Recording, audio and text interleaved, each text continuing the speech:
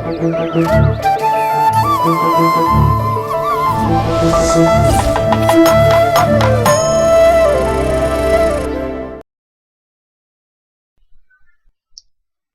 சரியான படங்கள் இல்லாததால் பொட்டியை நிரப்பிக் கொண்டிருக்கிறது இருமுகன். கண்ணா பின்னான்னு கல்லா கட்டி கொண்டிருக்கும் இந்த படத்தால் தயாரிப்பாளர் தப்பித்தார் என்பது ஒரு பக்கம் சந்தோஷமா இருந்தாலும், சிக்கு விழுந்த குடுமி விக்குக்கே சவால் விடுதே என்கிற வருத்தமும் கூடவே சேர்ந்து கொள்கிறது. ஏன் விக்ரம் தன் சம்பளத்தை தாறுமாறாக ஏற்றிவிட்டாரே.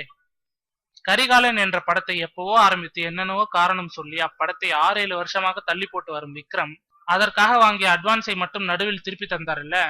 அப்போது 4 கோடி சம்பளம் பேசி அவரை கமிட் பண்ணினாராம் தயாரிப்பாளர்.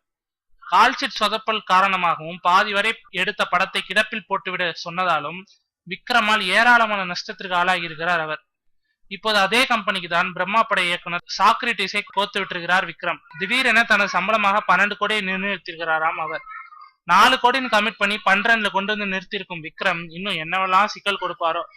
தேன் மிட்டாய்னு நினைச்சு தேல் கொடுக்கை முழுகிட்டீங்களே தயாரிப்பாளர் சார்.